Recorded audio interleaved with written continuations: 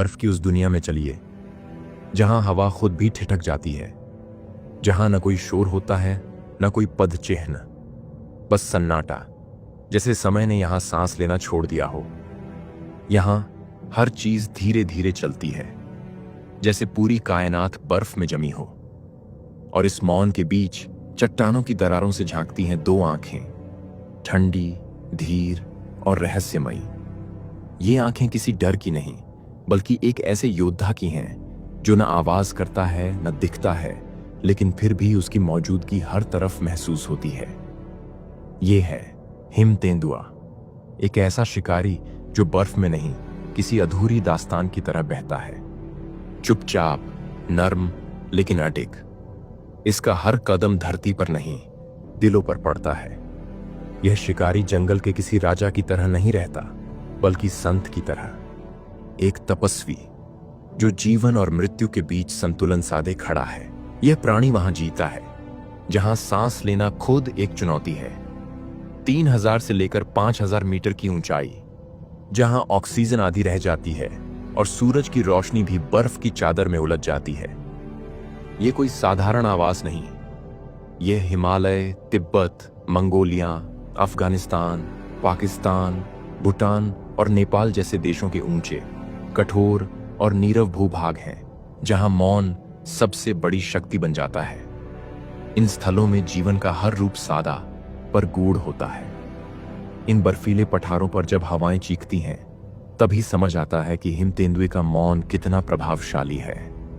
यह बिना शब्दों के भी इन ऊंचाइयों का राजा है, और इन चुप वादियों में इसकी पदचाप नहीं, इसकी मौजूदगी बर्फ की परतों में छिपी होती है, जैसे ये खुद का कुदरत का गुप्त संदेश हो। अगर कुदरत ने कभी कोई पूर्ण योद्धा गढ़ा है तो वह यही है।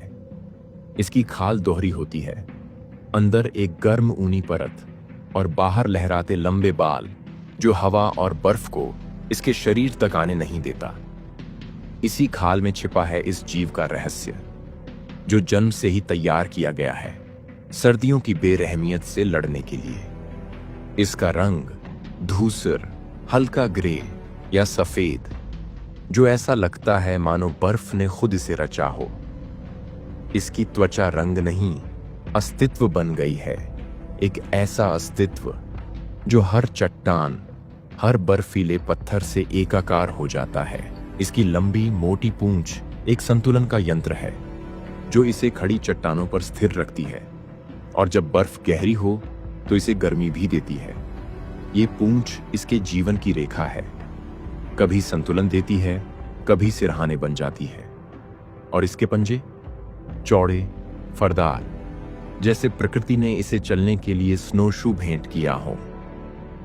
यह चलता नहीं, तैरता है, न पद चिन्ह छोड़ता है न आवाज, जैसे बर्फ पर कोई ख्वाब चल रहा हो। इसकी चाल में कविता है, इसकी गति में रहस्य है, और इसकी मौन उपस्थिति में भय भी। यह अकेला रहता है, यह झुंड नहीं बनाता, कोई आवाज नहीं करता, और अपने लिए कई 100 किलोमीटर का इलाका चुनता है। यह अकेलापन इसकी पहचान है, एक तपस्वी की तरह जो भीड़ से दूर अपने भीतर के जंगल में जी रहा है। यह अपनी सीमाएं चिह्नित करता है, अपने गंध, अपने निशानों से, लेकिन कभी अनावश्यक युद्ध नहीं करता। यह जानता है कि इस बर्फीली दुनिया में हर ऊर्जा, हर प्रयास का मूल्य है। यह आक्रामक नहीं होता, लेकिन जानता है कि कब, कहां और कैसे ऊर्जा बचानी है, क्योंकि यहां जहां हर सांस मुश्किल से मिलती है, वहां कोई लड़ाई फुर्सत में नहीं लड़ी जाती। इसकी शिकार कला एक कविता की तरह है, मूक मगर मारक। ये शिकार को पढ़ता है, उसकी चाल, उसकी कमजोरी, और फिर जब हमला करता है तो वह पल ठहर जाता है।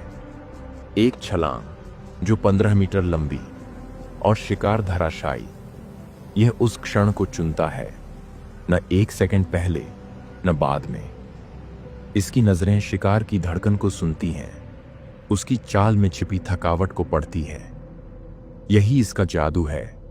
यह कभी शोर नहीं मचाता, लेकिन इसका वार आखिरी होता है। इसका पसंदीदा शिकार होता है नीली भेड़, इबेक्स, मरमोट, खरगोश और कभी कभी हिमालयी तहर। लेकिन जब जंगल सूखते हैं और शिकार गायब हो जाता है तो यह इंसानी बस्तियों की ओर भी बढ़ जाता है। यह मवेशी मारता है लेकिन दोषी नहीं होता, क्योंकि हमने ही तो इसकी दुनिया छीनी है। इसके जंगल काटे, इसका शिकार छीना और इसकी राहों को दीवारों में बदल दिया। इसके शिकार का इलाका अब सड़कों में बदल चुका है। इसकी खामोशी अब मशीनों की आवाज में डूब चुकी है। और जब यह मजबूरी में गांवों तक आता है तो इसे गोली या जहर से मार दिया जाता है।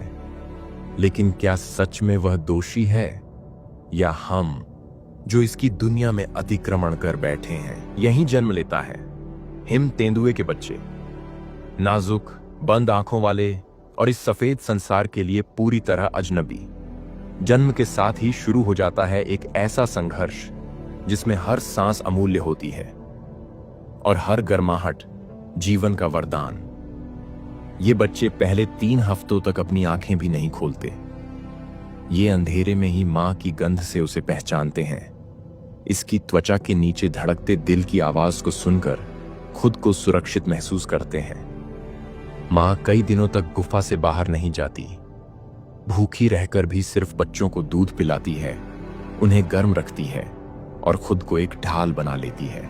जब ये पहली बार गुफा के बाहर दुनिया देखता है, ये सफेद होती है, सर्द होती है, लेकिन मां की मौजूदगी में वह डरावनी नहीं लगती। वह उन्हें चलना सिखाती है, लड़खड़ाते कदमों से कैसे चट्टानों पर संतुलन बनाए रखना है, कैसे छिपना है, कैसे जमीन की कंपन से शिकारी का पता लगाना है, और फिर धीरे धीरे वही नन्हे पंजे शिकार पर पहला पैंतरा चलाते हैं। लेकिन यह दुनिया आसान नहीं है। हर 4 में से केवल 1 या 2 बच्चे ही वयस्क होने तक जीवित रह पाते हैं। ठंड, भूख और शिकारियों का डर, यह सब इनके जीवन की किताब के पहले पन्ने से ही शुरू हो जाता है। लेकिन जो बचते हैं वही एक दिन बर्फ के जंगलों के सच्चे योद्धा बनते हैं। आज हिम तेंदुआ संकट में है।